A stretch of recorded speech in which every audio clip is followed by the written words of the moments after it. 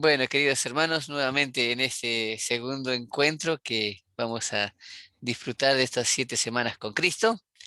Y bueno, seguramente ustedes ya han venido leyendo el material y hoy vamos a volverlo a releer, vamos a marcar algunos principios y vamos a ampliar algunas cuestiones que son importantes, ¿no? Desde ya les tengo que decir que estén preparando el libro de Filipenses. Sí, capítulo 2. Hoy vamos a desarrollarlo.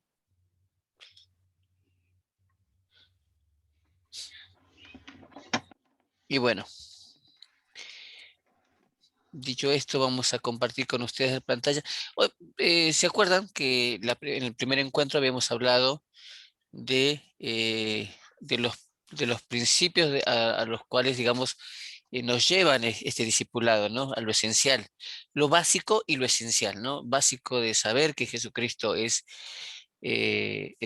la roca donde va fundada nuestra fe, pero lo esencial de saber quién es Él, ¿no? Y con esa certeza de saber quién es Jesús, habíamos dicho la anterior vez eh, que la confesión de la iglesia primitiva, nuestra confesión como iglesia del día de hoy, es declarar que Jesucristo es Dios, ¿no?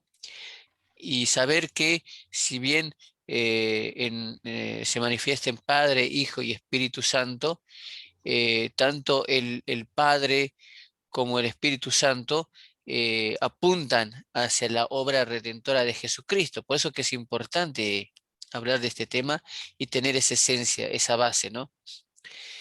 Ahora bien,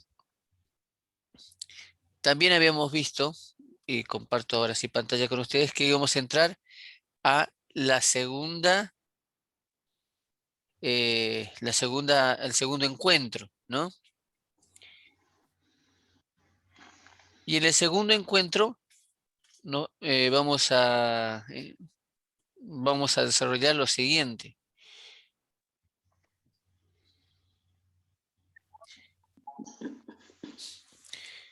Dice así, seguramente ustedes ya lo leyeron y lo vamos a repasar, ¿no? Segundo encuentro de grupo de vida, ¿no? Veamos desde otra mirada quién es Jesús y cuál es su misión, ¿sí?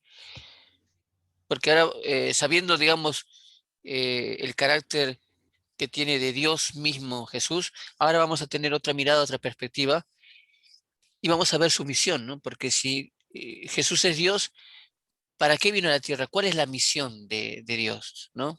A través de Jesucristo. Dice, la humanidad en el pasado y en el presente tiene la esperanza de un mundo mejor, ¿sí? Más que nunca en este tiempo, después de que estamos atravesando por una pandemia y por diferentes circunstancias, ¿no? Y esto se hace realidad con Jesús, quien es la esperanza del mundo, ¿sí? O sea, la esperanza del mundo para que el mundo sea mejor es Jesús. En un relato de la Biblia se cuenta que Jesús un día iba en una barca en medio de una tormenta, ¿no? Eso está en los evangelios. Y a pedido de sus discípulos, él hizo que el mar se calmara, ¿no? Y el viento deje de soplar, con solo pedirlo, ¿no? La historia dice que ellos estaban yendo, atravesando el mar de Galilea, y de repente cambió el clima y ellos parecían que se iban a hundir. Entonces, cuando ellos pensaban que todo estaba perdido, despiertan a Jesús y le piden, no, Señor, despierta que perecemos. Y cuenta la historia que Jesús se levanta y le dice al mar que se calme y al viento que deje de soplar, ¿no? Y la primera pregunta que hacen ellos es, ¿quién es este hombre? Porque no es un predicador, nada más. Tampoco es un simple pastor.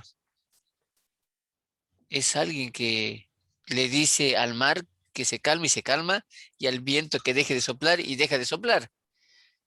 O sea, es mucho más de lo que un ser humano normal o promedio podría hacer, ¿no? Entonces, en este relato, el mar se calma y el viento deja de soplar, con solo el pedir el pedido de Jesucristo, ¿no? Eso en la lectura dice, qué impresionante saber que Jesús tiene el poder para calmar cualquier tormenta. Porque la imagen es esta, ¿no? Qué impresionante es saber que tenemos diferentes tormentas en la vida, ¿no? Enfermedades, problemas personales, problemas familiares, pero Jesús, siendo Dios, es el único que tiene poder para calmar cualquier tormenta, ¿no? Y esto es importante saber de Jesús, ¿no? En el tiempo en que Jesús caminaba en medio de la gente lo escuchaba porque hablaba con autoridad, una autoridad que provenía de Dios por cuanto Él es Dios mismo hecho carne, ¿no? Decían los judíos, enseñanzas rabínicas en ese tiempo, enseñanzas de Moisés, enseñanzas de la Torá, es como que hoy tuviéramos la Biblia, ¿no? Y yo leo la Biblia. Pero había una diferencia con Jesús, porque ellos enseñaban la Biblia y sin embargo el pueblo los escuchaba como, es una buena enseñanza, es una enseñanza bonita, ¿no? Pero cuando escuchaban hablar a Jesús, él lo enseñaba como quien tiene autoridad, dice la Biblia, ¿no? Como, eh, eh, como quien sabe lo que está diciendo porque lo ha escrito él mismo, porque era Dios, ¿sí? Y con esa autoridad es que hablaba, con la autoridad que provenía de Dios porque él mismo era Dios, ¿sí? Eso es lo que no podía entrar en la mente de los judíos de aquel entonces y muchas veces no puede entrar en nuestra misma forma de pensar, ¿no? Queremos acomodar a Jesús en algún momento, en algún lugar cómodo, ¿no? Dentro de nuestra religión. Es más, nosotros muchas veces declaramos Jesús es el Hijo de Dios, hacemos el énfasis en es el Hijo de Dios, ¿no? Pero no nos damos cuenta que es Hijo de Dios es un título, ¿sí? Para que podamos entender la inmanencia que tuvo Dios en medio de la humanidad, ¿no? Dios vino a la humanidad, ¿no? Entonces, ¿de cómo podemos entender esto? ¿Cómo podemos sorprendernos con esta noticia? ¿De qué me sirve saber esto a mí? Bueno, a cada creyente que se acerca a Dios, ¿no? Tiene que saber este principio básico, porque si esto no lo entiende en su vida futura de la iglesia, muchas veces va a fracasar, ¿no? Porque va a poner su énfasis en creer en la congregación o en la iglesia, como dice, ¿no? Y dice, no, porque yo voy a mi iglesia o yo voy a mi congregación. Pero pueden pasar muchas cosas. Imagínate en este tiempo, la pandemia cerraron muchos templos. Si la persona puso el énfasis en la iglesia, automáticamente se derrumbaron todas sus expectativas. Otros pueden decir, voy a poner mi énfasis en el pastor, ¿no? En el pastor o en el líder de la iglesia o aquel que me da testimonio. Pero los seres humanos somos falibles, o sea, nos equivocamos. A veces podemos ser lo mejor o a veces nos podemos equivocar en algo y llegar a ser lo peor. Y al tener las expectativas sobre las personas, y no digo que sea malo no tener expectativas, lo que yo digo es tener o poner a esa persona en el lugar que le corresponde a Jesucristo, ahí es donde nos equivocamos. Entonces el pastor falla, el líder falla, el hermano falla, y automáticamente otra vez nuestras expectativas también se caen, y podemos abandonar este camino llamado ser discípulo de Jesús, ¿no? También las propias expectativas en nosotros mismos, ¿no? Nosotros podemos decir eh, que pensamos y creemos que somos firmes y fuertes. No he aprendido la palabra, conozco la Biblia, me conozco de tapa a tapa y yo sé lo que hago, ¿no? Yo sé lo que... Pero vienen problemas y nos podemos sentir mal, bajoneados. Entonces, nuestras expectativas también disminuyen, ¿no? Le he fallado a Dios o me he equivocado, ya no sirvo para nada y de repente otra vez puedo... Es peligroso eso. Entonces, para un creyente, lo esencial, lo principal es saber, primero, sabemos quién es Jesús, ¿no? Y segundo, siendo Dios, ¿por qué vino a la tierra? ¿Por qué hizo lo que hizo? ¿Y qué significa lo que hizo? Y eso es lo que nos muestra el libro de Filipenses, capítulo 2, versículos 5 al 11, ¿no? Entonces yo en esta noche quisiera pedir a alguno de ustedes que se anime, ahí donde está, a leer el libro de Filipenses. Vengo de un discipulado donde estaba en primera de Tesalonicenses y se me están cruzando los cables. El libro de Filipenses, capítulo 2, versículo 5 al 11. Lo pueden leer en su Biblia o también lo tenemos en el material que tenemos ahí. ¿Quién lo quiere leer en esta noche? A ver. Amén. Amén, dijo Mario. Bien, Mario, por favor, léelo. Bueno, ¿todo desde el 2 o desde el 5? El verso 5 para adelante. Sí, capítulo 2, versículos 5 al 11. Bueno, a ver, tengo la versión, tengo, eh,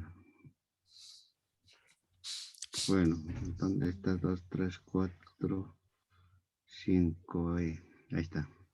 Haya pues en vosotros este sentir que hubo también en Cristo Jesús, él siendo en forma de Dios, no estimó ser igual a Dios como cosa que aferrarse, sino que se despojó a sí mismo, tomando en forma de siervo, se hizo semejante a los hombres, más aún, hallándose en la condición de hombre, se humilló a sí mismo, haciendo obediente hasta la muerte, muerte de cruz.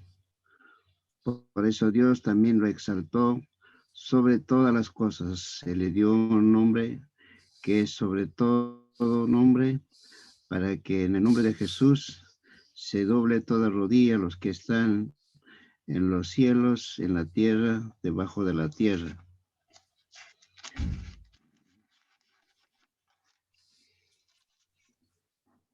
Amén. Y toda lengua confiese que Jesús es el Señor, para la gloria de Dios Padre. Amén. Amén. Entonces, acá vamos a encontrar la esencia de lo que nosotros tenemos que entender de cuál fue la misión de Jesús. Y esto es importante, porque al entender la misión de Jesús, voy a entender mi misión. Al entender el propósito de Jesús, voy a entender mi propósito, ¿no? Es como, eh, hay una imagen que circula por el Face, ¿no? Donde hay un niño caminando con su papá, ¿no? Y el papá le dice, hijo, cuida por dónde caminas, ¿no? Y el niño le dice, papá, cuida vos por dónde caminas porque el que te está siguiendo soy yo, ¿no? Entonces esa figura de padre e hijo es lo que Filipenses nos quiere decir, ¿no? Lo que hizo Jesús nos va a guiar a nosotros a hacer lo que corresponde hacer en el camino cristiano, ¿no? Entonces, dice en Filipenses, lo vamos a analizar el texto, ¿no? Dice, haya pues en vosotros este mismo sentir que hubo también en Cristo Jesús, ¿sí? ¿Qué es lo que tenemos que hacer? ¿A quién tenemos que imitar? ¿Hacia dónde tenemos que, que caminar? Eh, hacia Jesús, ¿no? O sea, tenemos que seguir e imitar a Él. Haya pues en vosotros ese mismo sentir. Y no solamente la forma de enseñar, no, de sentir, ¿no? Algo que en el idioma griego y en el idioma hebreo habla acerca de las entrañas, ¿no? De algo que te mueve, ¿no? Haya pues en ustedes esa cosa que les hace mover y vivir, ¿no? Que hubo también en Cristo Jesús, ¿no? Y ahí el autor está diciendo que Jesús vino con una convicción de hacer la voluntad de Dios, ¿no? Para toda la humanidad, ¿no? Y acá, versículo 6, el cual siendo en forma de Dios, ¿se acuerdan? En la anterior clase dijimos, en el principio era el verbo y el verbo estaba con Dios y el verbo era Dios. Bueno, Jesús era Dios, Jesús es Dios, ¿no? Dice, el cual siendo en forma de Dios, ¿no? No estimó el ser igual a Dios como cosa que aferrarse, ¿sí? O sea, estando en el trono de su gloria, Él no se aferró a esa condición, sino que eh, se bajó de ese lugar para acercarse a nosotros, ¿no? Porque el versículo 7 explica, ¿no? Sino que se despojó a sí mismo. Y esta palabra despojarse habla también en el idioma original de como que se vació, ¿no? Se vació, se despojó a sí mismo tomando forma de siervo. Y la primera palabra que aparece acá es siervo, ¿no? Que habíamos dicho, no sé si en este discipulado, pues, bueno, que siervo viene de la palabra griega doulos, que es esclavo, ¿no? Sino no solamente vino como hombre, porque él podía haber venido como rey, como emperador, como una persona muy, muy influyente, como un rico, como un político. No, no, vino en forma de esclavo, dice, ¿no? De siervo, ¿no? Hecho semejante a los hombres. Entonces acá dice que para hacer su misión, Jesús tuvo que convertirse en un ser humano, ¿no? Cuando nos preguntamos, ¿por qué Dios ahí estando en su máximo esplendor se tuvo que hacer hombre para venir a la tierra? Porque se acercó a nosotros, se acercó a nuestra condición humana. Y esto es interesante entender, ¿no? Porque yo puedo estar pecando, ¿no? O puedo estar equivocado mal. Y muchas veces me equivoco y eso yo mismo me evalúo, ¿sí? Y yo mismo ¿cómo se diría? Me autodescalifico del camino, ¿no? Le he fallado a Dios, listo, no, ya no tengo que hacer nada más, listo, ya me fui, ya no me acerco más a la iglesia o yo no hago más la obra del Señor. Pero si entendemos este versículo, dice que no importa dónde estemos, ¿sí? No importa la condición donde estemos, no importa las veces que hemos equivocado. Dice que Jesús se despojó para eso y vino en forma de hombre, ¿no? Y no solamente en forma de hombre, sino que tomó la actitud de un esclavo, ¿sí? Ahora uno dice, wow, Jesús, buenísimo, nos ama. Sigamos leyendo el texto. Dice, ¿no? Versículo 8, ¿no? Y estando en la condición de hombre, o sea, se condicionó él mismo a ser hombre, ¿sí? Con limitaciones de hambre, sed, dolor, todas las condiciones que tienen los seres humanos, dice, condición de hombre, se humilló a sí mismo, haciéndose obediente hasta la muerte y muerte de cruz. ¿Qué significa esto?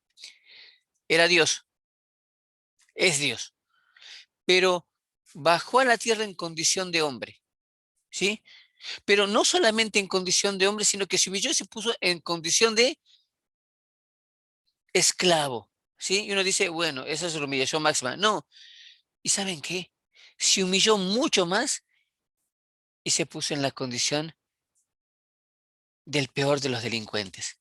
Porque en los tiempos de Jesús, solamente los delincuentes, ¿sí? Los criminales, los asesinos, eran los que morían en la cruz. Y es más, la Biblia en el Antiguo Testamento señala que el que cuelga de un madero era maldito. O sea, murió, uno diría, bueno, se volvió hombre, ¿qué? No, se volvió esclavo. Ah, no me gustaría ser esclavo de nadie. Bueno, se humilló. No, y tampoco solamente como esclavo. Murió como un delincuente, como el peor de los maleantes. ¿Sabés por qué murió? Porque vino a acercarse a los hombres. O sea, es la condición de ser humano. Vos podés tener mucho dinero o podés tener una posición alta, ¿no? Pero tu pecado te condiciona porque estás esclavizado a tu pecado. Uno dice, pero, bueno, el pecado no me va a hacer esclavo siempre. Pero tu pecado te hace tan esclavo que automáticamente te lleva a la condición de ser culpable, ser delincuente de las cosas malas que haces en la vida. ¿Sí? Y uno diría, ¿cómo puede Dios amar a una persona de esa manera? Bueno, Él se puso en esa condición, ¿no? Ahora, es interesante lo que dice el texto. Haciéndose obediente hasta la muerte. Fue obediente hasta la última parte de la humillación, porque murió en una cruz, ¿no? Hasta la muerte de cruz. Por lo cual, ¿no? Por lo cual, es como que acá hay un puente que conecta esta idea con lo que Dios va a hacer, ¿no? Y es importante entender, porque nosotros estamos en una condición y hay un puente que nos conecta con lo que Dios quiere hacer con nuestra vida. Dice, por lo cual Dios también le exaltó hasta lo sumo y le dio un nombre que sobre todo nombre, para que en el nombre de Jesús, se doble toda rodilla de los que están en los cielos y en la tierra y debajo de la tierra, y que toda lengua confiese que Jesucristo es el Señor, para la gloria de Dios Padre. Al hacer esto, Jesús completó una misión. Al completar esa misión, volvió al estado original de gloria que tenía. Pero este circuito que él trazó nos dio la oportunidad para que nosotros también podamos hacerlo. ¿Cuál es tu condición? ¿Eres un ser humano? Sí. ¿Te equivocas? Sí. ¿Pecas? Sí. ¿Estás mal delante de Dios? Sí. Estoy tan mal que podría ser considerado como un delincuente delante de Él. Pero si te humillas delante de Él te va a exaltar en lo máximo. Por eso que al principio decía, ¿no? Haya pues en ustedes este mismo sentir que hubo en Cristo Jesús. La misión de Jesús fue venir a la tierra para poder salvar a la humanidad y enseñarnos el camino al Padre, enseñarnos el camino de regreso a nuestro Creador. Pero lo importante de esto es el lugar que tiene Jesús. Porque uno dice, hizo todo eso por mí, por mi amor, sí, por el amor que tiene hacia vos, Jesús vino a la tierra como ser humano, sirvió como esclavo, murió en una cruz, pero no quedó ahí. Porque si nos quedamos con la cara solamente de la cruz, hemos perdido algo valioso que es la resurrección, que después lo vamos a ver en las otras lecciones, ¿no? Pero dice que por esa actitud Dios lo exaltó. Muchas veces tratamos de lograr cosas en la vida, pero acá hay una gran clave que nos da, ¿no? Las mejores cosas que podemos lograr delante de Dios es justamente que es cuando seguimos el modelo de Jesucristo y de su servicio y su obediencia a Dios, ¿no? Dice después la lectura, después de este análisis, dice, ¿no? Según esta lectura podemos decir que, ¿no? Ustedes también lo tenían ahí. Jesús es Dios, queda claro eso. Hecho hombre, ¿sí? Se humilló para salvar a la humanidad. Su misión es salvar al hombre y volverá algún día y todos los hombres lo tendrán que reconocer como el Señor y Salvador de toda la humanidad. No lo digo yo, no lo dice una iglesia, no lo dice un pastor, lo dice la Biblia. Dice, versículo 10, para que en el nombre de Jesús se doble toda rodilla. Va a haber un momento en el cual cuando venga con toda su gloria, todas las naciones, los que creen y los que no creen, porque uno puede decir, yo no creo en Jesucristo, pero dice la Biblia que toda rodilla, todos, los que creen y los que no creen, los que están en contra de Jesús y los que están a favor, toda rodilla se va a doblar. Y también están de los que están en el cielo, los que están con el Señor, los hombres en la tierra, todas las culturas, todas las naciones, y debajo de la tierra, ¿no? Esta figura de debajo de la tierra habla del Hades, ¿no?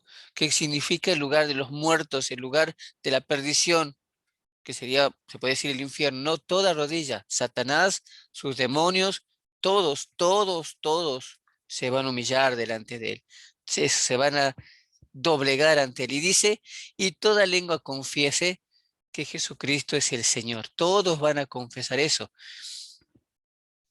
La diferencia es que en ese momento cuando lo confiesen, pueden estar confesando a aquel que han rechazado, y eso significa que no tienen salvación, o confesando a aquel que han aceptado y les ha dado una vida eterna, y esos han tenido la oportunidad de tener la salvación, ¿no? Esa es la diferencia. Entonces, toda la humanidad lo va a reconocer como Señor y Salvador. Ahora bien, también la lectura dice que en Romanos capítulo 3, versículo 23, un versículo muy conocido que muchas veces cuando proclamamos el Evangelio lo mencionamos y es interesante, ¿no? Porque dice, por cuanto todos pecaron y están destituidos de la gloria de Dios, ¿no? Muchas veces repetimos ese versículo de memoria, ¿no? Por cuanto todos pecaron, están destituidos de la gloria de Dios. Pero es interesante ver que el versículo 24 también del mismo capítulo complementa la idea, porque dice, siendo justificados gratuitamente por su gracia, mediante la redención que es en Cristo Jesús.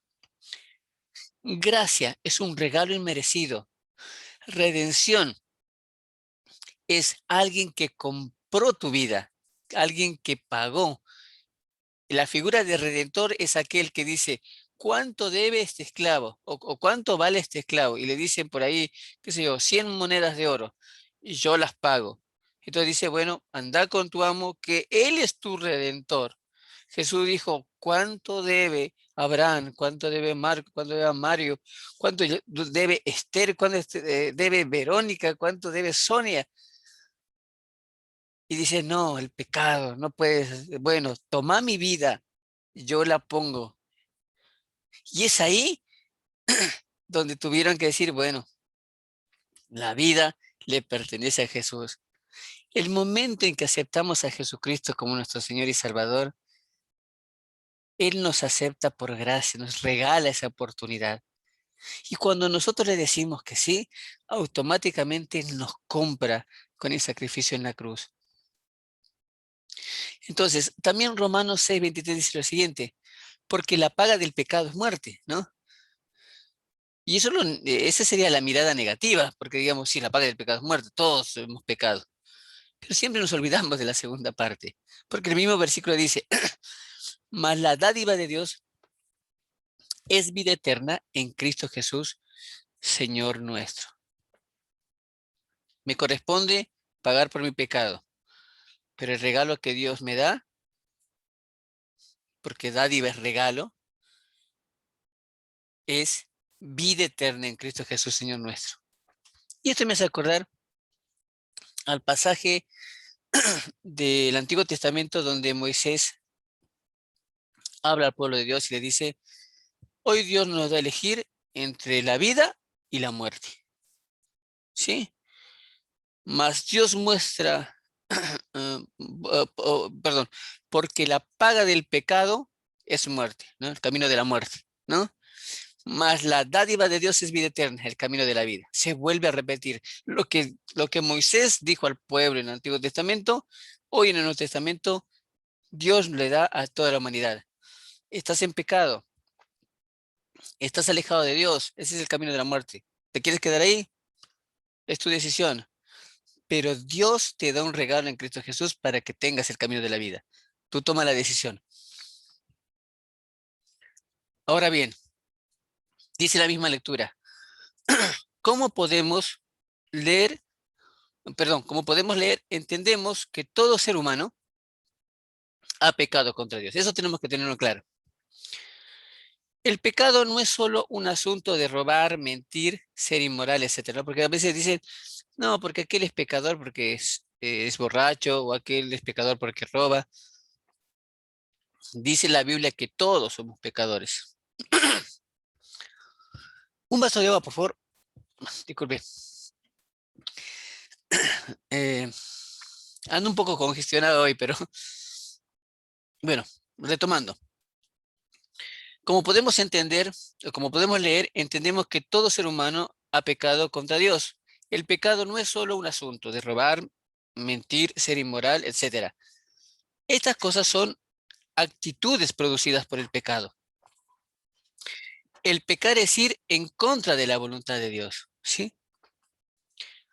Porque las consecuencias del pecado son robar, mentir, gracias, perdón.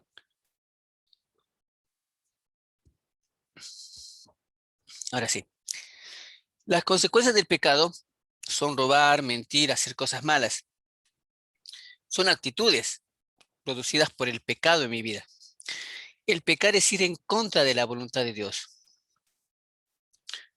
También dice la lectura que otros síntomas del pecado que nos separan y nos alejan de Dios también son la preocupación, la irritabilidad, el mal humor, la aflicción, una vida sin propósito. Eso es terrible, porque muchas veces nos dicen, ¿no? ¿Por qué has nacido vos?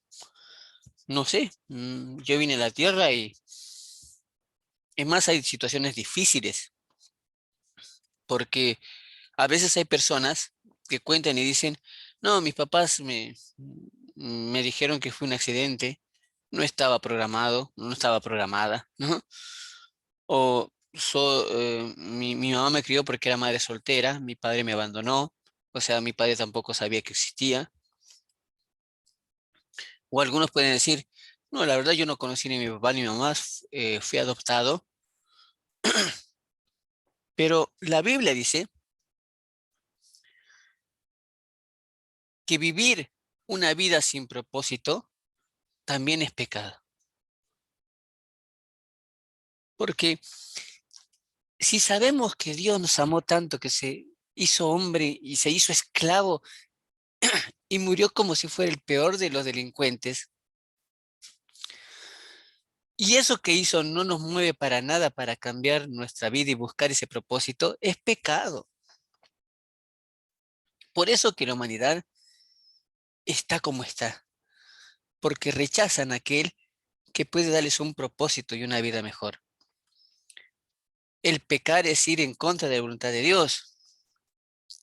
Ahora, una vida sin propósito, la frustración, la aflicción y otros son considerados pecados porque uno dice, Dios es malo, ¿cómo va a decir que mi aflicción es pecado? No, Dios no dice que tu aflicción es pecado. Dios dice que Él tiene la respuesta para tu aflicción, que se llama Jesucristo. Pero por cuanto vos no lo quieres aceptar, automáticamente es pecado. Por eso que el libro de Filipenses nos muestra la gran verdad que nos lleva, digamos, a pensar lo que Dios quiere hacer con la humanidad y la gran respuesta que tenemos que tener ante Él. En sí, dice, ¿no? La lectura que tenemos y hemos compartido, una definición de pecado es hacer lo que nosotros queremos en vez de hacer la voluntad de Dios. Para entender bien, pecado es justamente eso. Es hacer lo que nosotros queremos en vez de hacer la voluntad de Dios. Algunos dicen, o sea, que, ¿qué tipo de Dios es aquel que no me perdona si no lo acepta Jesucristo en mi corazón? Entonces es un Dios malo. No, porque al no aceptarlo a Jesucristo en tu vida como tu Señor y Salvador, Dios no te puede mostrar su voluntad. Y si Dios no te puede mostrar su voluntad, vos siempre vas a hacer tu voluntad. Y eso es pecado. La definición de pecado es hacer lo que nosotros queremos en vez de hacer la voluntad de Dios. Por esta razón, nosotros mismos, por cuanto pecamos, traemos sobre nosotros la paga de este pecado, que es la muerte, que sería la única solución para una vida en directa desobediencia a Dios. La única forma que Dios puede responder ante nuestra voluntad sin respetar la voluntad de Dios es la muerte, porque es una muestra directa de desobediencia a Dios. Es por esta realidad, o sea, dice la lectura que tienen ahí, ¿no? Que tiene que aparecer en escena Jesucristo con un plan. Su misión era venir y dar una oportunidad a la humanidad, a cada uno de nosotros, y pagar por el pecado de cada persona en este mundo. No solamente por el evangélico, el cristiano, el musulmán, por todos. Pero para poder hacerlo, de una manera perfecta y para siempre, solo podía ser alguien que sería tan poderoso para entregar su vida en muerte y volverla a recuperar. Dice la Biblia que Jesús mismo declaraba, ¿no? Yo entrego mi vida, nadie me la quita, yo le entrego. ¿Pero por qué le entrego? Por amor a ustedes. Entonces, pero para poder hacerlo de una manera perfecta y para siempre solo podía hacerlo alguien que sería tan poderoso para entregar su vida en muerte y volverla a recuperar. El único capaz era Jesús. Solo Dios podía dar la solución para el pecado. Y lo más grande de todo es que lo dio en una cruz. Si esto nosotros no lo tenemos en claro en nuestra vida, en nuestras iglesias, la esencia, la roca, la base de lo que creemos, no sirve, es arena. Esta tiene que ser la roca.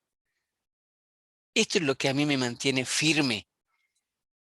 Y el día de mañana vienen luchas y vienen problemas y digo, tengo que mantenerme firme porque Dios vino por mí y murió en una cruz. La respuesta de Dios no se dio solamente en un libro.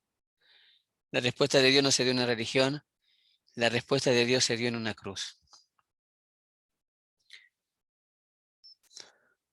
Y bueno, y después dice ahora, después de haber reflexionado sobre el pecado, la muerte y la resolución en Jesucristo, terminaremos este tiempo orando. Pero antes de terminar este tiempo orando, quiero repasar con ustedes las preguntas y respuestas que había en el material, ¿no? Y acá voy a dejar de compartir pantalla y quiero ver en la libertad que ustedes tienen quién quiere responder a la pregunta. La primera pregunta es, o sea, dice, no, para nuestro próximo encuentro dentro de una semana, te pido que leas los siguientes textos que están en la Biblia y que escribas las respuestas a la pregunta, ¿no? Que se encuentra en la condición. Teníamos que leer el Evangelio de Juan, capítulo 1, versículo 9 al 14. Entonces, al leer esos versículos, tenemos que dar las respuestas a estas preguntas, ¿no? Pero yo me voy al Evangelio de Juan y ahí me encuentro con lo siguiente, ¿no? Dice el capítulo, Juan capítulo 1, versículo 9 al 14, ¿no? Dice,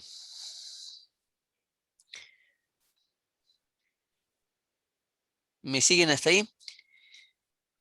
Esa luz verdadera, la que alumbra a todo ser humano, venía a este mundo.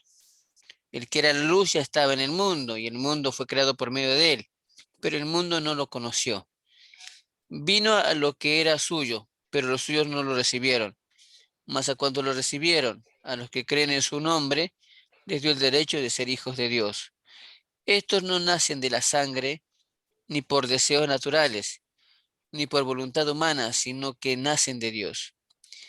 Y el Verbo se hizo hombre y habitó entre nosotros, y hemos contemplado su gloria, la gloria que corresponde al Hijo unigénito del Padre, lleno de gracia y de verdad. Entonces la primera pregunta es, si Jesús era la luz, ¿a qué vino al mundo? ¿Quién lo quiere responder?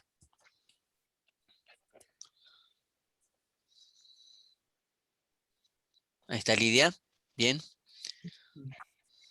Pastor, yo puse, vino a salvar a la humanidad del pecado. Bien, Jesús vino a salvar a la humanidad del pecado, ¿no? Ujú. Ahora, acá dice que Jesús, o sea, en una de las imágenes que tiene, es la luz, ¿no? ¿Sí? Sí. Esa luz verdadera, ¿a qué vino? En el versículo 9 está. Ah, la luz vino aquella luz verdadera vino a alumbrar a todo hombre. Exactamente. Si Jesús era la luz, vino a alumbrar a todo hombre, a toda la humanidad, ¿no? Porque mismo dice, ¿no? Ese era la luz verdadera que alumbra a todo ser humano. Venía a este mundo. ¿A qué vino Jesús? O sea, ¿cuál era el propósito? Era justamente todo lo que acabamos de hablar, de Filipenses, del pecado y de todo aquello que no sabíamos, ¿no? Jesús se hizo presente y es la luz que nos da a conocer esta verdad. Porque nosotros, si Él no hubiera venido, no hubiéramos entendido nada de esto, ¿no? Por eso que hay hombres que no conocen esta luz y siguen tradiciones, religiones, por su cuenta quieren hacer cosas para poderle agradar a Dios, porque están en tinieblas. Ellos necesitan de la luz de Jesús para poder entender esto que estamos viendo el día de hoy. Amén. Ahora, la segunda pregunta, ¿no? Según la lectura, ¿qué ocurre a los que reciben a Jesús y creen en Él? A ver, ahora sí, ¿quién puede responder esto?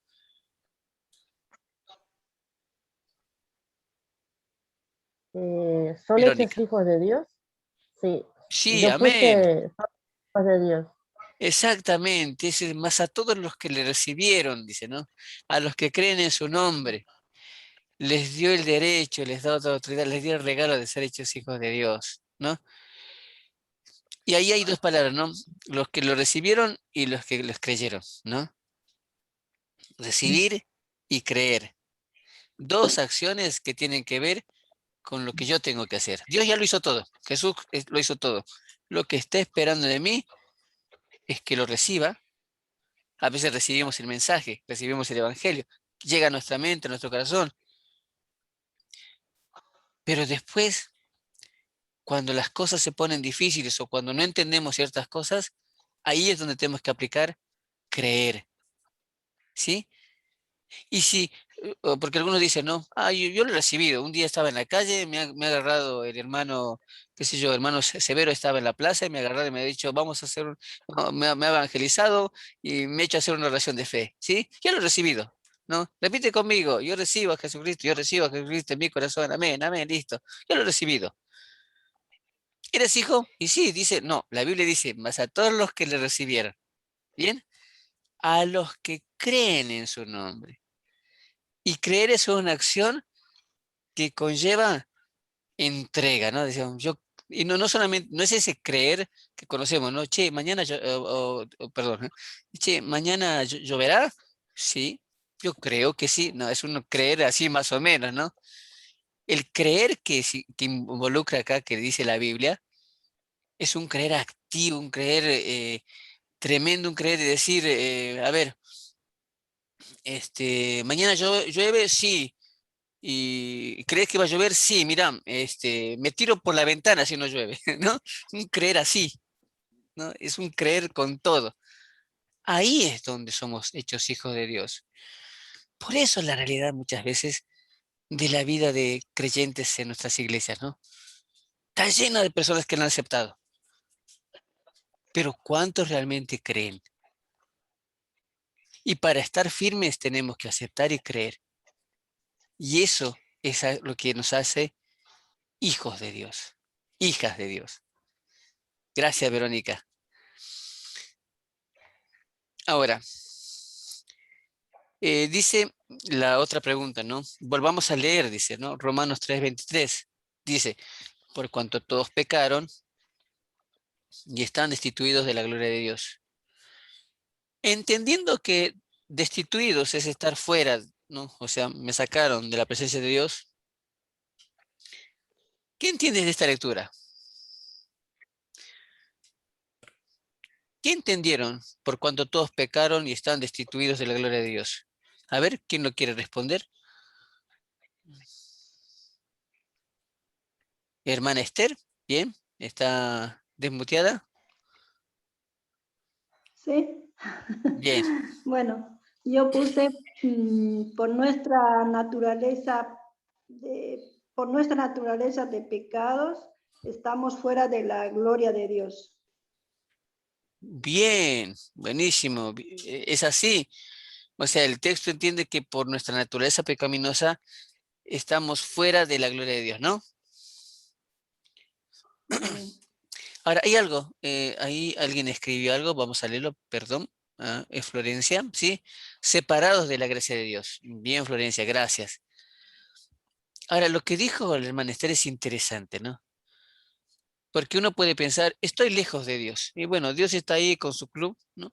Club, iglesia, qué sé yo, latinoamericana, dijo él, o club, la iglesia Sinaí, ¿no? Están ahí, estoy separado de Dios. Pero Esther dice algo interesante, ¿no? Porque Romano dice, estamos destituidos de la gloria, de lo maravilloso que Dios tiene para nosotros. Lo que nos perdemos nosotros por no aceptar a Cristo, no solamente es pertenecer a una iglesia o hacer algo o repetir ciertas cosas. No, es vivir. Hay una imagen que dice, ¿no? Que una vez una águila, cuando era, no sé, era cría, cayó a un gallinero y se crió entre gallinas, ¿sí?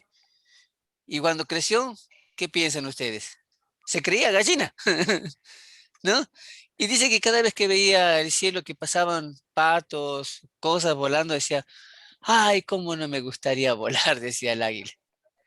Pero ¿qué voy a hacer? Soy gallina. No, no puedo volar. No, las gallinas ponemos huevos y vivimos en... No puedo volar. Era águila y sin embargo se creía gallina, ¿sí? Y no tengo ninguna ofensa para los de River, porque yo también soy de River, pero bueno, ninguna ofensa.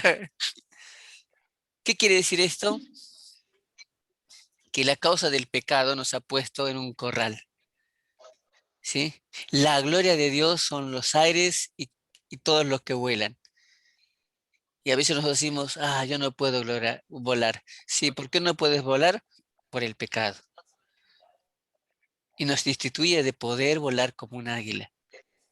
Tenemos que entender eso. Cuando un creyente entiende eso, sabe y dice, no, no, no, no, tengo que no solamente recibir, sino que tengo que creer para poder alcanzar lo que Dios tiene preparado para mí, el propósito de Dios. Amén. Gracias, Esther. Romanos 6:23 dice, ¿no? Porque la paga del pecado es muerte, mas la dádiva de Dios es vida eterna en Cristo Jesús, Señor nuestro. Si bien dádiva significa regalo y la paga del pecado es muerte, ¿qué nos regaló Dios para el perdón a nuestros pecados? A ver, ¿quién lo quiere responder?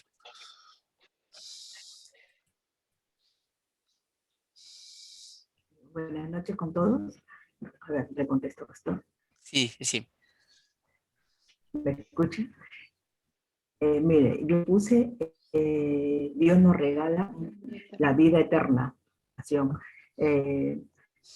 La pregunta es, ¿por qué nos regala Dios para el perdón de nuestros pecados? Dios nos regala la vida eterna. Bueno, ahora acá te tengo que explicar algo, ¿sí? A ver, Está bien, la respuesta, sí. digamos, tenemos vida eterna, ¿no? Si bien, porque la paga del pecado es muerte, ¿no? Más la dádiva de Dios es vida eterna. Dice, no, a ver, el pasaje lo tenés ahí, ¿no? Y Romanos 6:23. Sí, sí. Porque la Sí, sí, paga lo del tengo. pecado, o sea, el pecado conduce a la muerte, Para el ¿no? pecado. Más la dádiva, que es el regalo de Dios, Regalo. es vida eterna, ¿sí? Es vida eterna. Sí, el Sí. regalo de Dios es vida eterna, ¿no? ¿No? Pero esta vida Sí. eterna, este regalo de Dios, ¿en quién se da? Porque ahí dice, ¿en quién?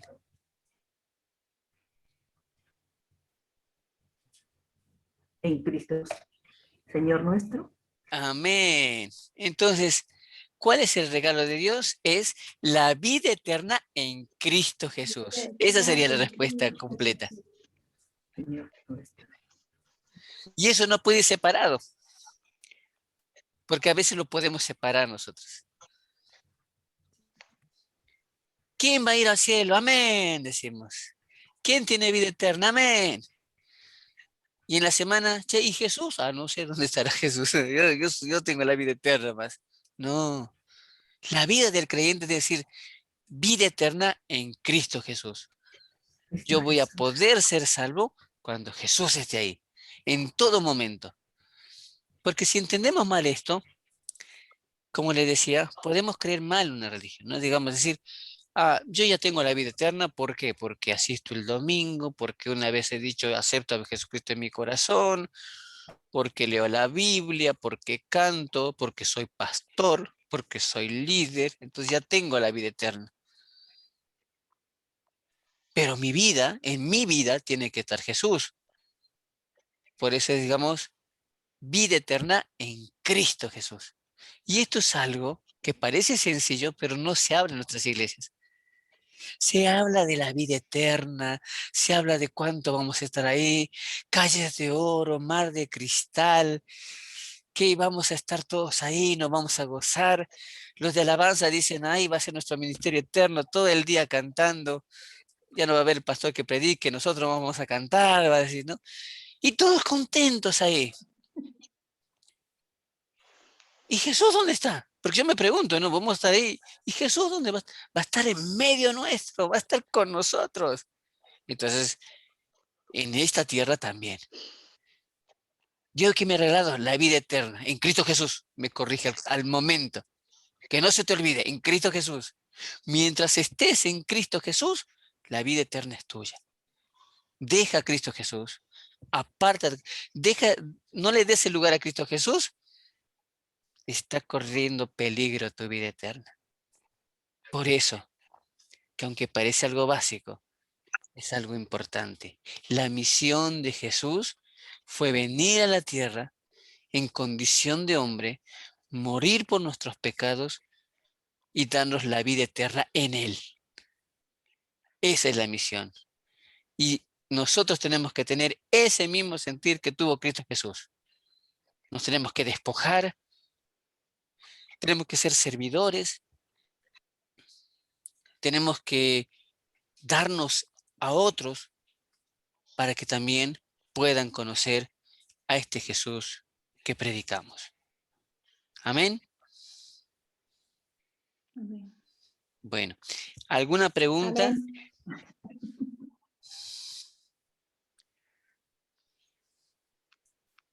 Bueno,